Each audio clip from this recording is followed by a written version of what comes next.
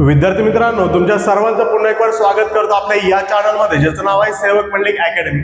आजच्या या लेक्चरमध्ये आपण इयत्ता 12वी साठी जी इम्पॉर्टंट क्वेश्चनची सिरीज सुरू केलेली आहे बघा, फिजिक्स या विषयाची, त्यामध्ये chapter number 6 superposition of waves आणि चॅप्टर नंबर 7 वेव्ह ऑप्टिक्स याचे इम्पॉर्टंट क्वेश्चन्स आज आपण बघणार आहोत। ओके, जर तुम्हाला वाटत असेल की हे जे इम्पॉर्टंट क्वेश्चन्स मी तुम्हाला देत आहे याचे सोल्युशन देखील तुम्हाला पाहिजे, ते पण सोप्या भाषेमध्ये, ओके, तुम्हाला समजेल अशा भाषामध्ये, तर ते देखील मी तुम्हाला देऊ शकतो। फक्त तुम्हाला काय करायचंय, हा जो व्हिडिओ आहे बघा तुमच्या मित्रांपर्यंत शेअर करायचा आहे। ओके, जर हा व्हिडिओ तुम्ही तुमच्या मित्रांपर्यंत शेअर केला आणि आजच्या व्हिडिओला जर 100 लाईक्स आले, ओके, तर उद्यापासून लगेचच, ओके, या क्वेश्चनचे जे आन्सर्स आहेत किंवा मागील जे सर्व चॅप्टरचे क्वेश्चन्स मी तुम्हाला दिले त्याचे देखील आन्सर्स अगदी सोप्या भाषेमध्ये मी तुमच्यापर्यंत प्रोव्हाइड करणार आहे। ओके, तर आजचा चॅप्टर बघूया बघा, सुपरपोजिशन ऑफ वेव्स। किती मार्कांसाठी आहे बघा, 4 to 6 मार्क्ससाठी। ओके, 4 ते 6 मार्कांसाठी येतो, 4 मार्कांसाठी विदाउट ऑप्शन आणि 6 मार्कांसाठी विथ ऑप्शन मध्ये पडतो। त्यानंतर बघा, याचे फक्त मी 6 क्वेश्चन्स घेतले यासाठी की याचा जर क्वेश्चन पडला तर 3 आणि 4 मार्कांच्या याच्यामध्ये कन्फर्म पडतो। ओके, तर काय करायचं तुम्हाला, कोणते क्वेश्चन्स करायचे, तर पहिला क्वेश्चन बघा, derive and expression. Okay, expression derive करायचंय। ओके, तुम्हाला मी सांगितलं आधीच, कालचा जर व्हिडिओ तुम्ही बघितला असेल तर तुम्हाला समजलं असेल, फिजिक्स हा जो सब्जेक्ट आहे बघा 3 गोष्टींवरती आधारित आहे। ओके, थेअरी, डेरिव्हेशन आणि न्यूमेरिकल। तर हा जो पार्ट आहे बघा, हा जो क्वेश्चन आहे तो डेरिव्हेशनचा आहे। आणि कशाचं डेरिव्हेशन फाइंड करायचं तुम्हाला, अँप्लिट्यूडचं, कुणाच्या, रिझल्टंट वेव्हच्या। ओके, ज्या ठिकाणी 2 वेव्हचे इक्वेशन असतील आणि त्यांना तुम्हाला काय करायचंय, ऍड करायचंय आणि नंतर एक नवीन वेव्हचं इक्वेशन भेटतं। ओके, तेच आपलं रिझल्टंट वेव्हचं इक्वेशन असतं, हे तुम्हाला बघायचं आहे। 3 मार्कांसाठी हा क्वेश्चन येतो। क्वेश्चन नंबर 2 बघा, derive an expression for equation of stationary wave on a straight string. Okay, stationary वेव्हचं इक्वेशन देखील फाइंड करायचंय। ओके, तुम्ही ते बघून घ्या। त्यानंतर क्वेश्चन नंबर 3 बघा, show that only odd harmonics. Okay, important, very important question, odd harmonics. Okay, only odd harmonics present, हा जो क्वेश्चन आहे तो 4 मार्कांसाठी येतो। ओके, आला तर डायरेक्टली 4 जॅकपॉट। ओके, त्यानंतर बघा काय सांगितलं तिथं, present in the vibration of year column. Okay, close at one end. Okay, जे पाईप वन एंडला क्लोज असतात तुम्हाला माहिती आहे, क्लोज म्हणजे कसे, ओके, हा पाईप आहे समजा तुमचा।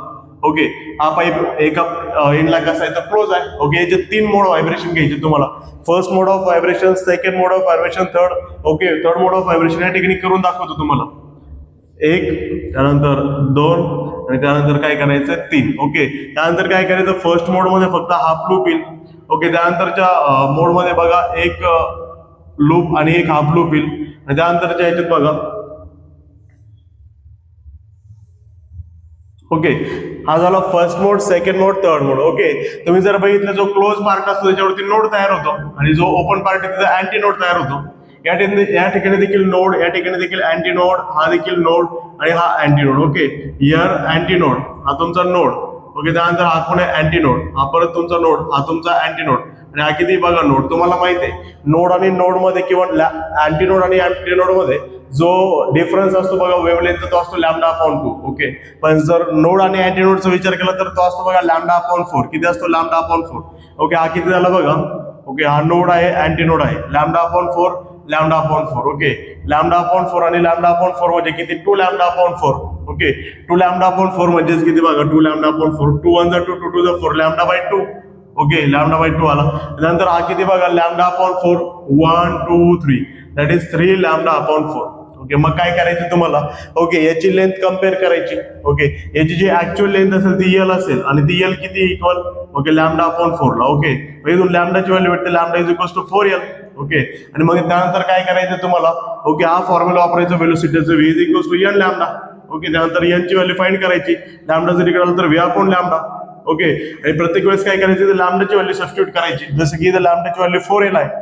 ओके, त्यानंतर ते लॅम्डाची व्हॅल्यू सेकंड, दुसरे असेल, तिसरे असेल, आणि मग असे तुमच्या ज्या हार्मोनिक्स असतील आणि ज्या ओव्हरटोन असतील त्या फक्त ऑडला येतील। ओके, ऑडला म्हणजे कसं, पहिल्याची व्हॅल्यू बघा काहीतरी n = V/4L येते त्या ठिकाणी, नंतर बघा n = 3n येते, त्यानंतर n1 = 3n येते, त्यानंतर बघा n2 = 5n येते। ओके, म्हणजे काय, तुम्ही जर बघितलं तर हा तुमचा हार्मोनिक होता। ओके, ही तुमची बघा थर्ड हार्मोनिक आणि फर्स्ट ओव्हरटोन, थर्ड हार्मोनिक आणि फर्स्ट ओव्हरटोन आहे, ही फिफ्थ हार्मोनिक आणि सेकंड ओव्हरटोन आहे। ओके, असं देखील तुम्ही सोडू शकता, अतिशय सोपं आहे। तुम्हाला जर पाहिजे असतील क्वेश्चनचे आन्सर तर आजच मित्रांपर्यंत व्हिडिओ शेअर करा आजच्या व्हिडिओला जर 100 लाईक्स आले तर नक्कीच तुम्हाला याचे आन्सर्स भेटून जातील. ओके, तर बघा नंबर 4 हा 3rd नंबरचा आणि 4th नंबरचा क्वेश्चन सोबत करायचा, कारण की या ठिकाणी एका साईडला क्लोज आहे पाईप आणि या ठिकाणी दोन्ही साईडला ओपन आहे. ओके, काय म्हटलंय, show that all harmonics. Okay, ज्यावेळेस क्लोज पाईप असतो त्यावेळेस फक्त ऑड हार्मोनिक्स प्रेझेंट असतात, पण ज्यावेळेस पाईप बोथ साईडला बघा ओपन असतं बोथ एंडला, तर त्यावेळी ज्या हार्मोनिक असतात त्या सगळ्या असतात नॅचरल नंबर मध्ये, N 2N 3N 4N 5N. Okay, up to okay so on. तर बघा हा क्वेश्चन देखील तुम्ही करा, सोबतच करा. त्यानंतर नंबर 5. ओके, नंबर 5 काय आहे, state and explain laws of vibrating string. किती सोपं आहे, लॉज ऑफ व्हायब्रेटिंग स्ट्रिंग. एकच इक्वेशन पाठ करायचं. काय ते equation, okay, that velocity, okay, velocity is equal to 2 under root, okay, T upon mu. Okay, म्हणजेच काय, okay, where V is velocity, okay, T is tension, mu काय linear mass density. आता थोडंफार इकडे तिकडे झालं असेल, ओके, तर लक्षात ठेवायचं याचे 3 लॉज आहे. ओके, एक टेन्शनचा लॉ आहे, एक लिनियर मास डेन्सिटीचा लॉ आहे, एक लेंथचा लॉ आहे. ओके, नक्कीच या ठिकाणी काहीतरी थोडीशी मिस्टेक झाली तर तुम्ही ते इक्वेशन बघून घ्या. ओके, माझं इतकं म्हणजे पाठ आहे पण अचानक लक्षातून जातं. क्वेश्चन नंबर 6 बघा काय आहे, explain construction and working. Okay, तुम्ही प्रॅक्टिकल परफॉर्म केलं सोनोमीटरचं. ओके, दोन प्रॅक्टिकल परफॉर्म केले, सोनोमीटर फर्स्ट आणि सोनोमीटर सेकंड. तर काय करायचं तुम्हाला, ओके, त्याचं एक्सप्लेनेशन लक्षात ठेवायचे, त्याची फिगर लक्षात ठेवायची, काय परफॉर्म केलं होतं त्याच्यामध्ये ते लक्षात ठेवायचं. काय म्हटलंय, explain construction and working of sonometer. सोनोमीटरचं कन्स्ट्रक्शन आणि वर्किंग काय करायचं तुम्हाला एक्सप्लेन करायचं. हा क्वेश्चन पडलं तर 3 मार्कांचं पडतील. ओके, जर एवढे क्वेश्चन तुम्ही केले तर नक्कीच 3 ते 4 मार्क तुमचे फिक्स होतील. ओके, कोणत्या चॅप्टर मधून, सुपरपोजिशन ऑफ वेव्हज मधून. समजलंय. ओके, आता पुढच्या चॅप्टरकडे आपण जाऊया जो वेव्ह ऑप्टिक्स आहे. पण जर याचे स्क्रीनशॉट तुम्ही घ्यायचं असेल तर तुम्ही घेऊ शकता. आता होऊया चॅप्टर नंबर 7 वेव्ह ऑप्टिक्स कडे. ओके, याच्या आता आपण इम्पॉर्टंट क्वेश्चन बघणार आहोत. ओके, या ठिकाणी मी बघा टोटल 12 क्वेश्चन दिलेत, पण यापैकी नेमका आधी कोणते करायचे ते लक्षात ठेवा. तर बघा हा जो conditions for steady interference pattern आहे बघा, हा 2 मार्कांसाठी. जे शेवटचा क्वेश्चन असतो ज्याच्यामध्ये 4 मार्काचा एक प्रश्न असतो, त्याच्यामधला 2 मार्काचं न्यूमेरिकल आणि 2 मार्काची थिअरी, तर त्याच्यामध्ये हा पडलेला क्वेश्चन आहे एकदा. ओके, 2 मार्क्ससाठी. त्यानंतर बघा क्वेश्चन 2, ड्रॉ नीट लेवल diagram of plane wave front. Okay, आणि एक्सप्लेन, एकदम सोपा आहे. ओके, 3 मार्क आहे याला. ओके, हे 2 क्वेश्चन सोबत करायचे तुम्हाला, प्लेन वेव्ह फ्रंट किंवा ओके स्पेरिकल वेव्ह फ्रंट. एक गोष्ट लक्षात ठेवा, हा जो चॅप्टर आहे याच्यामध्ये जास्तीत जास्त डायग्रामॅटिकल विचारतात. ओके, तर प्लेन वेव्ह फ्रंट जर तुम्ही बघितलं तर बघा अशी फिगर असते. ओके, अशी फिगर असते बघा, अशी करेक्ट आहे. आणि स्पेरिकलचा विचार केला तर फक्त अशी असते. ओके, अशी एकामध्ये एक वेव्ह फ्रंट्स. ओके, हे गोष्ट लक्षात ठेवायची. ओके, या फिगर आणि यांचं थोडं एक्सप्लेनेशन द्यायचं आणि नीट लेबल डायग्राम. ओके, लेबल लक्षात ठेवायची त्यांच्या. क्वेश्चन नंबर 4 बघा काय आहे, derive an expression for double slit. Okay, हा जो डबल स्लिट आहे एक्सपेरिमेंट बघा, तो यंग्स या सायंटिस्टने केला होता. ओके, ज्या ठिकाणी आपल्याला काय करायचे, 2 स्क्रीन घ्यायचे अशा, त्यांच्यामधला डिस्टन्स दाखवायचं. Okay, slit दाखवायच्यात. ओके, आणि ते तुम्ही बघा किती मार्काचं आहे, 4 मार्काचं ते डेरिव्हेशन आहे. ओके, त्यानंतर क्वेश्चन 5 बघा ब्रिस्टर लॉ. क्वेश्चन 6 आहे बघा मॅलस लॉ. ओके, क्वेश्चन 7 बघा काय आहे, पोलरायझेशन ऑफ लाईट. याची फिगर आणि फिगर सहित एक्सप्लेनेशन पाहिजे. हे जे आहे बघा दोन्ही एक मार्कासाठी याच्यासाठी दिलंय, कारण की बघा ते छोटे छोटे डिफरेन्शियलच्या फॉर्मॅटमध्येच एक्सप्लेनेशन आहे त्यांचं. क्वेश्चन नंबर 10 बघा, एक्सप्लेन हायजीन्स प्रिन्सिपल. ओके, हा एक क्वेश्चन.